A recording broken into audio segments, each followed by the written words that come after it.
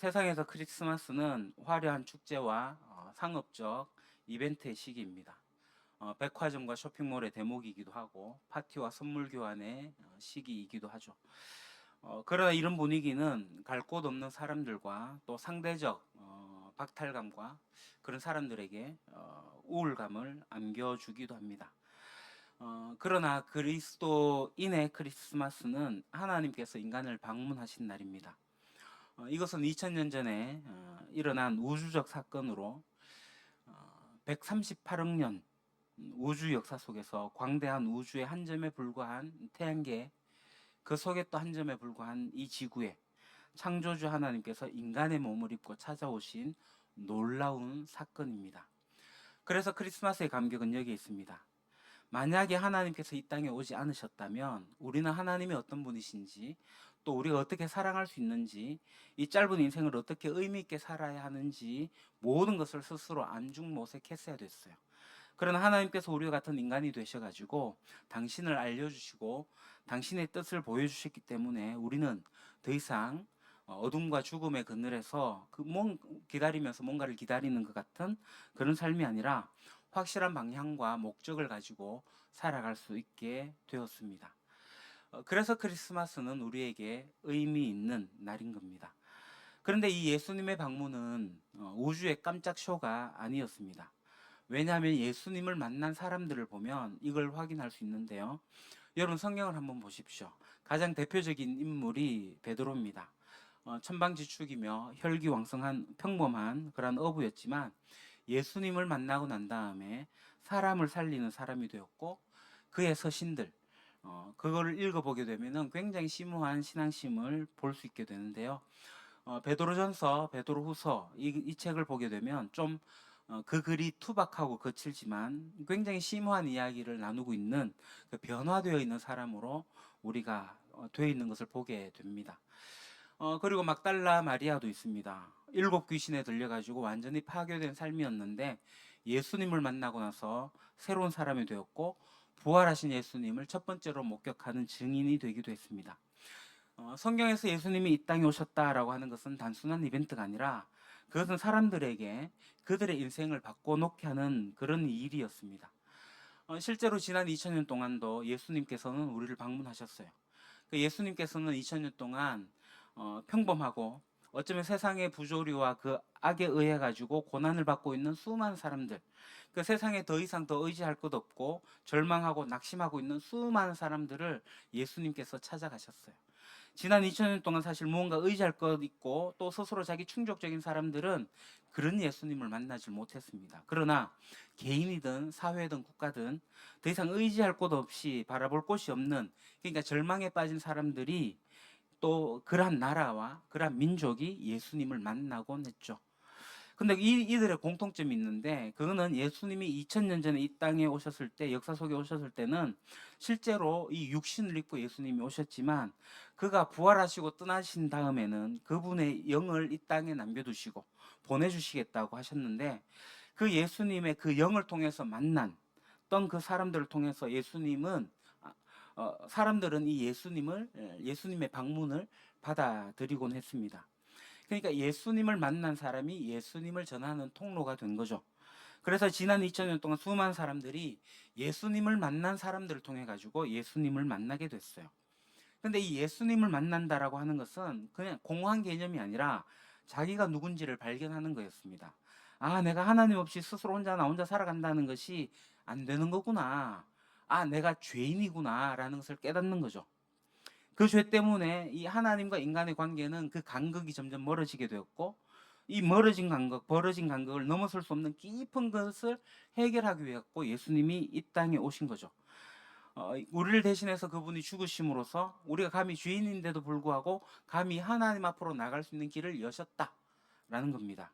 그래서 그것을 깨닫고 나서 그래서 사람들은 예수님이 단순한 어떤 종교적 위인이냐 성인이냐 그게 아니라 내 인생을 회복시키신 분이고 그래서 내 인생의 주인이시고 내 인생의 1순위가 되시는 분으로 내 마음에 받아들이게 되는 그러한 일들이 역사 속에서 일어났다는 거죠.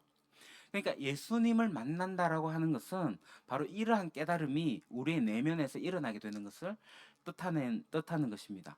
사실 이런 방식으로 수많은 사람들이 예수님을 만났고, 이렇게 예수님을 만난 사람들은 그 속에서 욕망이 일어나기 시작합니다. 뭐냐 하면은 바로 하나님을 알아가고자 하는 욕망이에요. 나 자신의 삶의 가치와 의미를 또 발견해요. 그래서 삶을 살만한 어떤 힘과 에너지를 하나님으로부터 얻기 시작하고요. 그뿐만 아니라 하나님을 발견한, 그러니까 하나님을 제1순위로 둔 공동체를 만난 일들이 벌어지게 된 거죠. 그래서 교회가 세워지게 됩니다. 그러면서 사람들은 점점 더 변하게 됩니다. 그러니까 하나님의 방문은 단순한 이벤트로 끝나는 게 아니라 그 방문이 진정한 방문이라면 사람의 인생을 바꾸어 놓는 것이었습니다. 여기 계신 여러분들 가운데도 그런 질문을 할지도 모르겠어요. 어떤 사람이 이러한 변화의 삶을 살다가 참 나에게는 이러한 변화가, 심오한 변화가 일어나는 게 좀 더딘 것 같다. 나에게는 이게 잘 일어나지 않는 것 같다. 뭐 그렇게 느끼는 사람이 있을지도 모르겠어요. 오늘 장로님의 기도의 내용처럼 우리는 그런 마음이 있긴 하지만 여전히 우리 속에 그런 것들이 있다는 거예요. 왜 그런가요? 어떤 사람은 이 예수 그리스도의 방문을 통해 가지고 인생이 획기적으로 바뀌어서 그러한 삶을 사는 사람들도 있긴 한데, 어떤 사람은 예수 그리스도의 방문에 대한 이야기를 듣긴 들었지만 왜 변화되지 않느냐는 거예요. 왜 그게 더딜까요? 그것은 아마도 이 크리스마스가 예수님이 오셨다고 하는 이 놀라운 사실이 그냥 이벤트가 되어가지고 한번 자기에게 그냥 일어난 일이 되어진 건 아닌가, 그런 생각을 합니다. 다시 말해가지고 나를 방문하신 하나님은 나를 방문했다가 떠나가기 위해서 방문한 게 아니라, 방문하신 이유는 나와 함께 하시기 위해서 오신 건데, 나를 한번 방문하셔가지고, 그래서 그 방문 때 내가 어떤 약간의 기쁨도 있고 어떤 종교적인 경험도 한 것 같기도 하고 뭔가 새로운 세계가 열린 것 같기도 했지만, 근데 그게 그냥 이벤트로 끝나버리고 그 후에 우리 속에서 그의 영으로 함께 임재하시는 그분에 대한 하나님 임재돼 갖고 무시하고 그것을 무시해 버리다 보니까, 여전히 내가 중심이 돼서 살아가다 보니까 하나님의 방문을 받았음에도 불구하고 변화되지 않고, 아니면 이 변화가 더디게 일어나고 있다라는 거죠. 하나님의 방문은 임재를 기준으로 하고 함께함을 이야기를 하는 겁니다. 그래서 하나님의 방문을 받은 사람들이 잊지 말아야 될 건 뭐냐면, 하나님이 방문하고 나서 떠나가기 위해서 한 게 아니라 임재하겠다, 함께하겠다라는 방문이라는 사실이에요. 그래서 그리스도인이 이 하나님의 임재에 대해 가지고 깨달음과 이 의식을 분명히 하게 되면은, 그 분명하면 분명할수록 그 삶은 변화될 수밖에 없습니다. 왜냐하면 그분이 지금 함께 계시니까. 내가 만나는 모든 사람들이 하나님처럼 보이기 시작하니까. 그래서 초대교회 그리스도인들 뿐만 아니라 지난 2000년 동안 이 그리스도인의 특징이라고 할 수 있는 게 뭐냐면은, 하나님이 나를 찾아오셔서 방문하셔서 이걸로 끝난 게 아니라 찾아오셨고 그분이 나와 함께 있다라는 거예요. 아니, 더 정확하게 얘기하면 그분이 나와 함께 하신다, 나를 떠나지 않으신다라고 하는 자각이, 깨달음이 있다라는 거예요. 그래서 성경 곳곳에서 그것을, 위대한 진리를 가르치고 있어요. 그래서 오늘은 저는 이 고린도후서 5장의 말씀을 가지고 좀 나누려고 하는데, 제가 한번 읽어보겠습니다. 누구든지 그리스도 안에 있으면 그는 새로운 피조물입니다. 옛것은 지나갔습니다. 보십시오, 새 것이 되었습니다. 이 모든 것은 하나님에게서 났습니다. 하나님께서는 그리스도를 내세우셔서 우리를 자기와 화해하게 하시고 또 우리에게 화해의 직분을 맡겨주셨습니다. 곧 하나님께서 사람들의 죄가를 따지지 않으시고 화해의 말씀을 우리에게 맡겨주심으로써 세상을 그리스도 안에서 자기와 화해하게 하신 것입니다. 그러므로 우리는 그리스도의 사절입니다. 하나님께서 우리를 시켜서 여러분에게 공고하십니다. 우리는 그리스도를 대리하여 간청합니다. 여러분은 하나님과 화해하십시오. 그냥 하나님의 임재돼 갖고 사람들이 이런저런 이야기를 많이 해요. 사실 우리가 읽은 이 고린도후서의 본문은 하나님 임재에 대해서 직접적으로 거론하지 않는 것 같아요. 많은 사람들이 하나님의 이 임재에 대해 가지고 모호한 개념을 가지고 있습니다. 그러니까 하나님의 임재가 어떻게 가능한 것인지, 또 그것이 무엇을 의미하는지 이 성경적 기초를 갖고 있지 않으면, 우리는 이 하나님의 임재 의식을 신의식, 그러니까 신이 우리와 함께 하신다, 이게 이제 신의식인데요, 그냥 단순히 그 정도로만 생각합니다. 그러니까 절대자가 있는데 그 절대자가 나를 돌봐주신다, 뭐 그 이상 정도로 발전할 수가 없어요. 그러니까 오늘 이 본문이 뭐라고 얘기를 하냐면은, 만약에 하나님의 임재를 정말 우리가 의식하기를 원한다면 첫 번째, 그분이 나를 위해서 하신 일이 무엇인지에 대해서 집중해야 된다고 성경이 이야기하고 있습니다. 그러니까 이 본문을 보게 되면요, 누구든지 그리스도 안에 있으면 새로운 피조물이라고 새 것이라고 이야기하고 있습니다. 하나님이 어떤 분이세요? 우리를 그리스도 안에서 새로운 피조물로 만드신 분이에요. 새로운 피조물, 새로운 사람이 되게 하셨다는 거예요. 이 표현은 성경 곳곳에서 다르게 표현될 수 있습니다. 그러니까 하나님 나라의 관점으로 얘기하면 우리가 하나님 나라 백성이 되었다, 하나님의 자녀가 되었다 라고 표현하는 것도 그리스도 안에서 새로운 피조물이 된 것과 같은 개념인 거죠. 다른 상징을 가지고 이야기하는 겁니다. 근데 이 새로운 사람이 되었다, 그러면 새로운 피조물이 되었다, 이게 무슨 뜻이에요? 어떠세요? 여러분은 새로운 피조물이십니까? 이 질문을 하게 되면 아멘 하시는 분도 계시고 아무 대답도 못 하시는 분이 계시는데, 새로운 피조물의 뜻이 뭐예요? 이 새로운 피조물이라는 건요, 중요한 게 이겁니다. 그리스도 안에 있으면, 그리스도 안에서 새로운 피조물이에요. 이게 무슨 말이에요? 그러니까 우리가 예수 그리스도를 믿게 될 때 예수 그리스도가 우리 안에 계십니다. 성령님으로 우리 안에 오셔요. 그러니까 우리가 예수 그리스도 안에 있게 되면, 거하게 되면은 그때부터 하나님의 눈에는 우리를 새로운 피조물로 보신다는 겁니다. 그러니까 우리가 죄로 얼룩져 있는 존재예요. 하나님을 본질적으로 싫어하는 존재입니다. 하나님을 떠나서 자기 멋대로 하려는 존재가 바로 우리입니다. 우리가 그렇게 예수를 믿었다 해가지고 확 변하지 않습니다. 별로 변한 것 같지도 않아요. 근데 하나님은 우리를 어떻게 보시냐고요? 새로운 피조물로 보십니다. 우리를 위해서 돌아가시고 그 예수로 말미암아 하나님과의 관계를 회복하게 하시고 하나님 앞에 감히 설 수 있게 만들어 주셨던 그 예수님을 진심으로 받아들인 사람들은 그리스도 안에 있게 되는 거죠. 그래서 그 그리스도 안에서 우리를 보시기 때문에 우리를 새로운 피조물 하나님이 보신다는 거예요. 이것을 또 로마서에서 사도 바울이 다르게 표현을 하고 있는데, 우리를 의롭다고 여기신다고요. 우리가 의로워지는 거 아니에요. 의롭다고 그냥 여겨주시는 거예요. 그걸 칭의라고 합니다. 누굴 통했어요? 예수 그리스도께서 하신 일을 통해 가지고. 예수 그리스도가 이 땅에 우리를 방문하신 것은 단순한 깜짝 쇼가 아니에요. 세상에 말하는 크리스마스의 그 절기의 축복의 날이 아니에요. 물론 축복의 날이긴 하죠. 선물 주고받고 우리가 즐기고 하는 그런 날이 아니라고요. 이벤트 하려고 오신 게 아니에요. 그분은 우리의 죄를 대신해서 죽으시러 오신 거예요. 그래서 우리가 감히 하나님 앞에 서게 된 거죠. 그분 때문에. 우리가 여전히 세상에 속한 사람임에도 불구하고 우리를 새로운 피조물로서 우리를 먹여주시고, 여전히 우리가 의롭지 못한 모습이 나타남에도 불구하고 우리를 의롭다고 여겨주시는 것이 바로 하나님이세요. 그러니까 저는 참 아직까지도 좀 이해되지 않는 부분 중에 하나가 뭐냐면, 이 성탄절이 예수님의 생일이긴 하나 죽으러 오신 그분의 생일을 축하하는 건 저는 아직까지 제 마음으로 용납이 안 돼요. 아기 예수 생일을 축한다? 아니, 우리가 축하받아야죠. 그분이 오셔가 내가 살아났는데, 내가 다시 태어나게 됐는데, 그분으로 말미암아 죽으러 오신 분을 축하하는 건 저는 좀 용납이 안 됩니다. 그렇다고 해서 이 세상 많은 교회들이 예수님의 탄생을 축하하며 케이크를 자르고 촛불을 끄는데 뭐 이해는 하긴 합니다만은 그냥 저는 용납이 안 돼요. 그러니까 우리 교회에서는 예수님의 생일을 축하하는 일은 없습니다. 그거는 제 신앙의 고백이에요.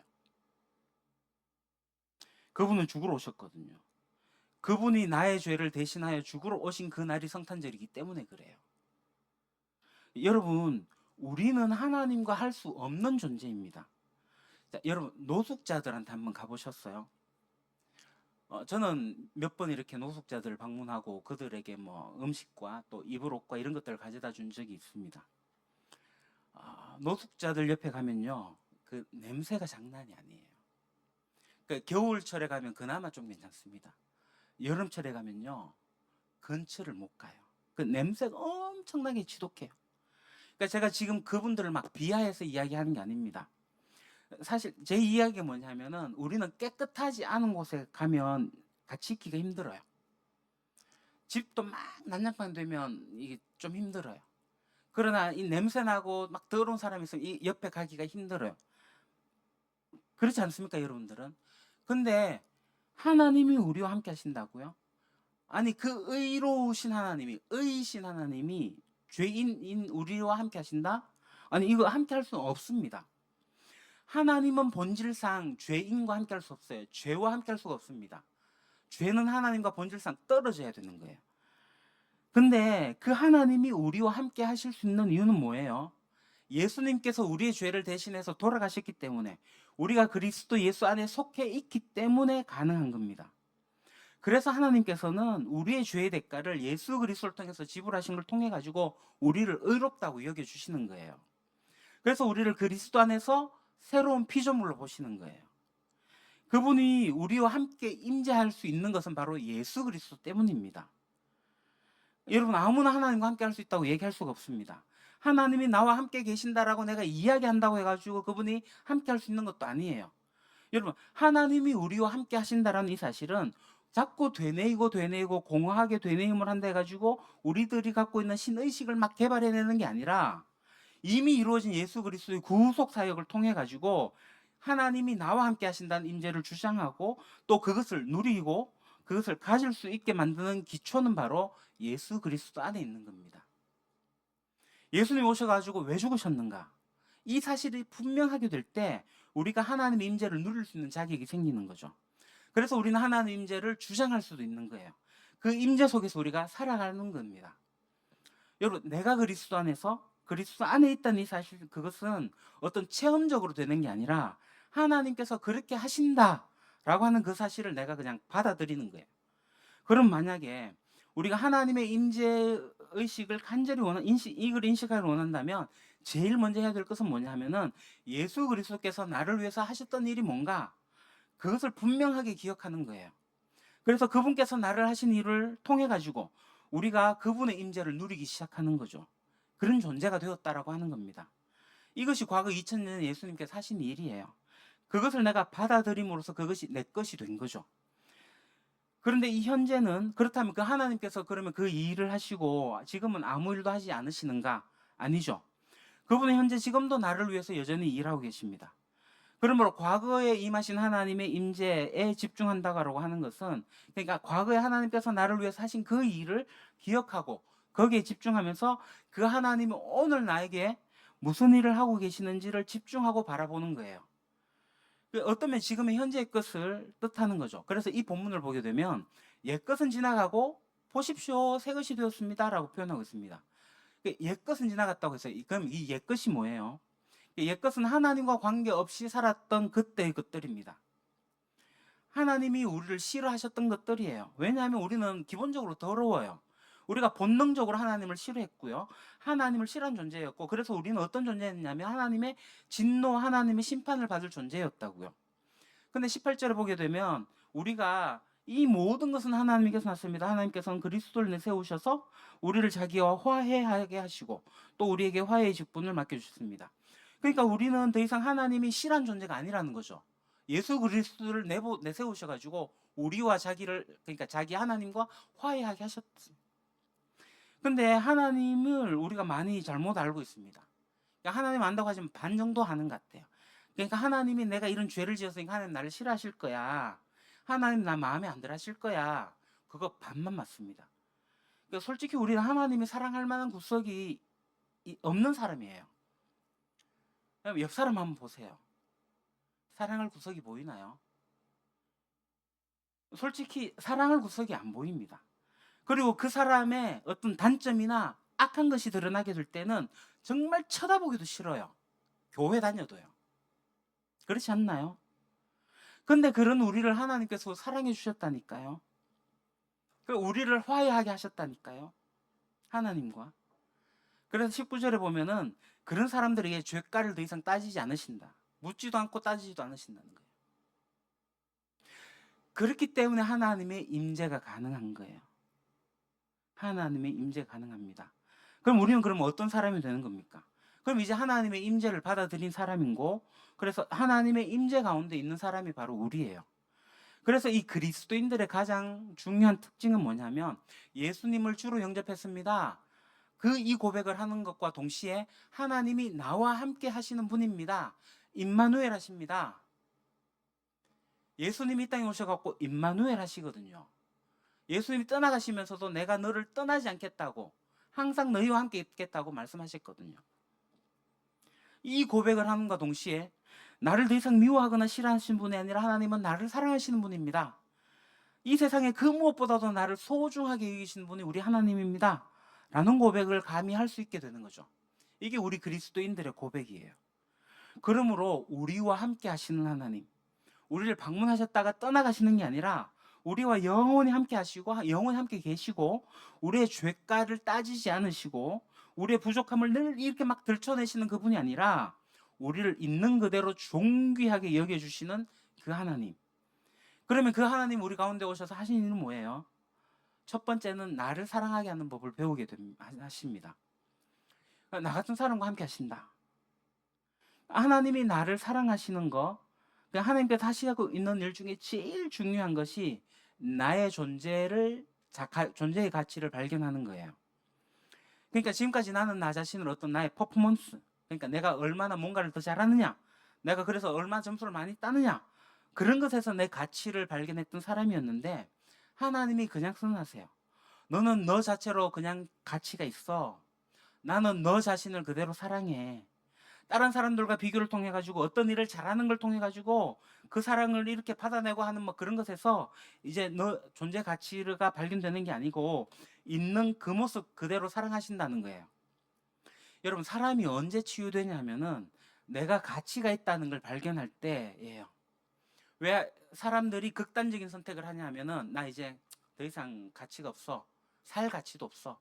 하게 될 때 이제 문제가 생겨나는 거겠죠. 그러니까 치유가 되는 것은 나의 존재 가치를 발견하는 겁니다.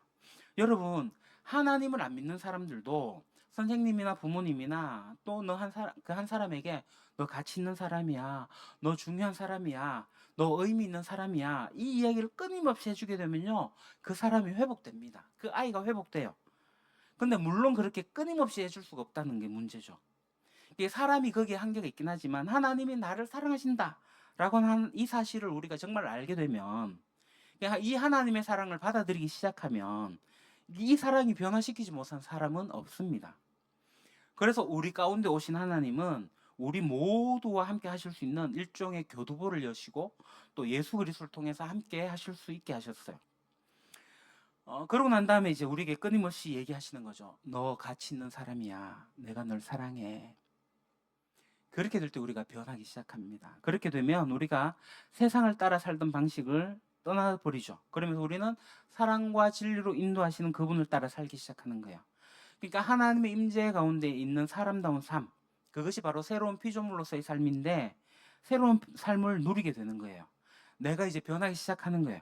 나의 삶을 통해서 하나님께서 무슨 일을 하실까라는 기대감이 우리 가운데 생겨나기 시작하는 거예요. 여러분 어떠세요? 하나님은 여러분을 향해 가지고 내가 널 사랑해. 너의 가치가 최대 한도로 발휘될 수 있도록 나는 기대하고 꿈꿔. 근데 그렇게 안 돼도 괜찮아. 나는 널 사랑해. 그렇게 얘기하신 하나님의 음성을 들으십니까? 그분이 지금도 나를 위해서 하고 계시는 일은 바로 그거예요. 우리를 끊임없이 사랑하신다고. 사랑한다고 고백하시면서 우리를 의와 진리의 길로 인도하시는 거예요. 그렇게 하게 되면 우리가 하나님을 경험하기 시작하기 때문에 우리의 삶이 변화되기 시작하고 그렇게 되면 세 번째로 그분이 지금 나를 위해서 하고 계신 일에 대해서 집중하기 시작합니다. 하나님 나를 방문하셔가지고 나와 함께 계시고 또 나를 변화시키는 걸로 끝내는 게 아니라 나를 통해서 이 세상 가운데서 뭔가 하기를 원하세요. 그리고 하나님은 나를 통해서 일을 하기 시작하시는 거예요. 하나님은 인간으로 이 땅에 오셔가지고 우리를 변화시키시고 우리가 가야 할 길을 알려주셔요. 솔직히 하나님은 우리를 이렇게 툭 건드려 주시면 우리는 순간적으로 다 변할 수 있어요. 왜냐하면 하나님이시기 때문에. 우리는 종교적 에스타시에 빠질 수도 있습니다. 근데 하나님은 그런 방식을 쓰지 않으세요. 하나님은 어떤 방법을 쓰냐 하면은 사람을 통해 가지고 하나님의 사랑을 전달하고 깨닫게 하십니다. 그게 이제 우리 겨자씨 전략이에요. 한 사람 아브라함을 택하셨고요. 한 사람부터 시작을 하는 거예요. 그래서 우리가 그 통로가 되는 거죠. 왜냐하면 나에 대한 새로운 인식이 생겼잖아요. 내가 이제 새로운 피조물 정도가 아니라 그분이 하나님이 나와 함께 하신다는 거. 그래서 그분이 나에게 화해의 메시지를 전달할 것을 부탁하시고 나를 그리스도의 사절이 되게 하시는 거예요. 하나님께서 원하시는 게 뭐냐면 이거예요. 너희도 나랑 화해하자. 나를 두려워하는 존재로 여기지 마라. 나를 정죄하는 존재로 여기지 마라. 나를 심판하는 존재며 막 꼬투리를 잡으는 존재로 여기지 마라. 내가 너희를 사랑해. 그래서 내 아들 예수를 너희를 위해서 대신 죽게 하지 않았니? 그러니 그 사실을 받아들이고 그것을 누리게 된 우리들에게 하나님께서 우리에게 부탁하시는 것은 나 대신에 화해의 메시지를 전달해다오. 이것을 바울이 뭐라고 표현하고 있냐면은 그리스도의 사절이라고 표현하고 있습니다. 하나님이 함께 하신다고 하는 임재를 누리게 되면 사람이 변하게 되는 거예요. 하나님은 내가 만나는 사람과 내가 하는 일을 통해 가지고 이 일을 통해 가지고 방문하기를 원하시는 거예요. 사실 여러분, 하나님의 방문은 하나님의 임재를 가져옵니다. 그리고 하나님의 임재는 나의 정체감을 변화시켜요. 나의 정체감이 변화되면, 내가 누군지 변화되면 나에게 사명감이 생깁니다. 그러니까 하나님의 방문은 임재는 새로운 정체감은 우리의 미션을, 그러니까 사명감을 가져다 주게 됩니다.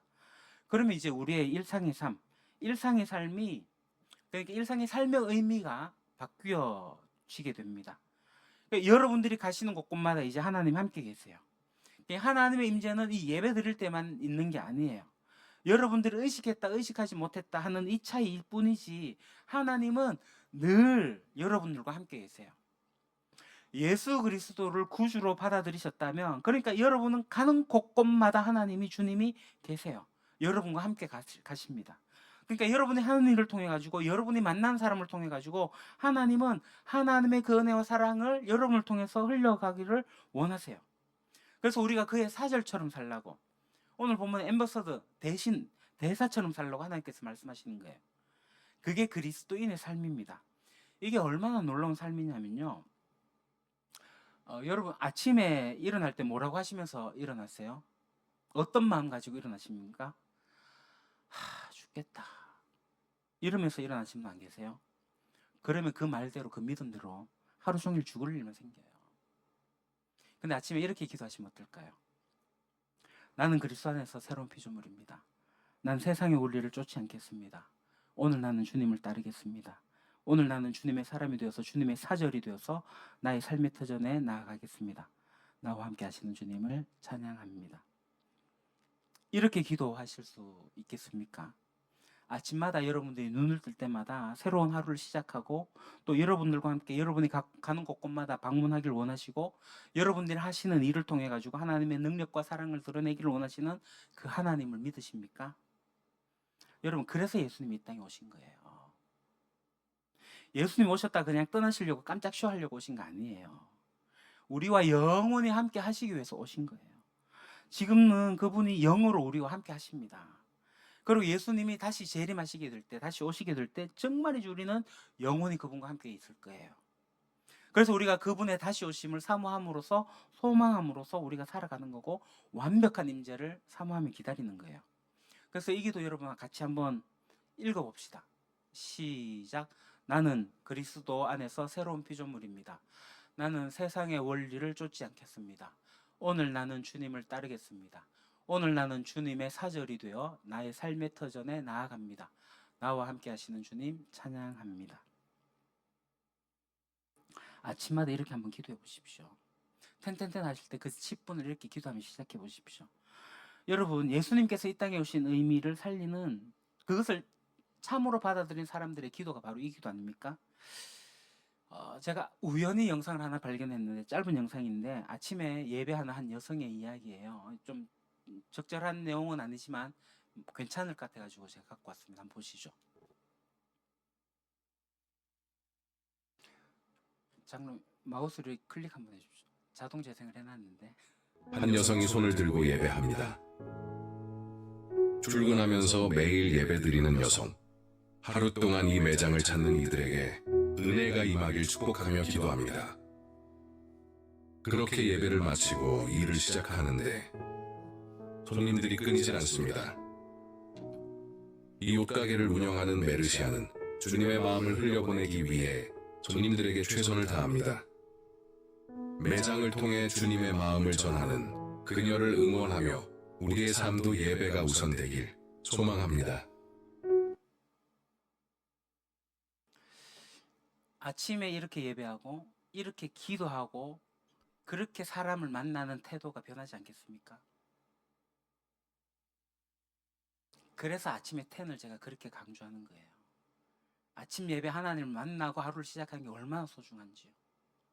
그렇지 않으면 저도 아침 예배를 빼먹게 되면요, 사람이 날카로워지고 신경질적이고 짜증내기 시작해요. 근데 아침 예배를 하나님과 깊이 만나고 가면요, 마음에 평강이 오고 만나는 사람마다 하나님의 모습으로 대하기 시작하더라고요. 그거 저의 일상은 아닙니다. 목사인 저도 그게 일상이 되진 않아요.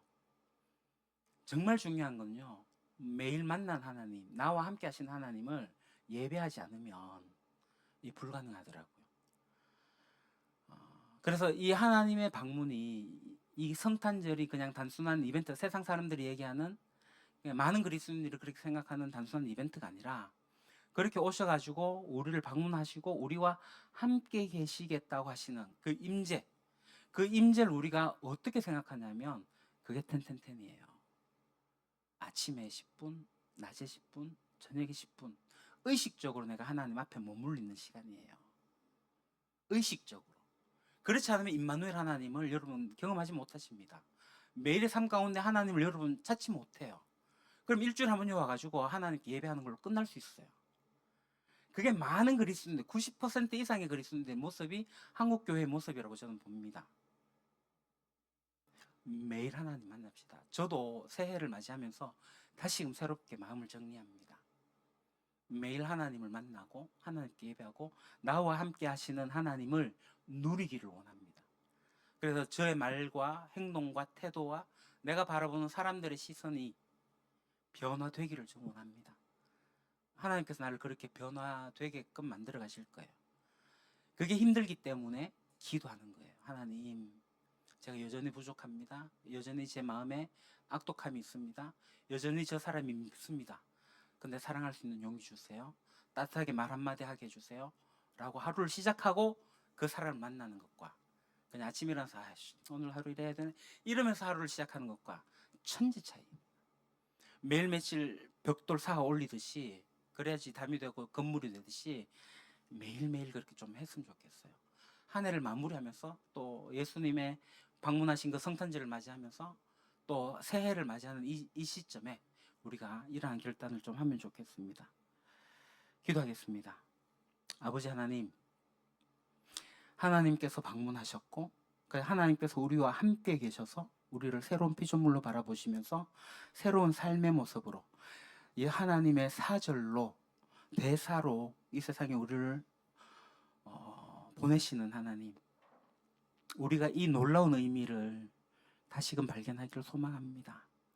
하나님의 사람으로서 하나님의 함께 하심을 마음껏 누리며 그 누리는 삶의 모습을 통하여 이 세상 가운데 하나님의 모습을 드러내 보이는 예수 그리스도의 사랑을 전하는 저희들의 삶이 되게 하옵소서. 예수님 이름으로 기도합니다. 아멘.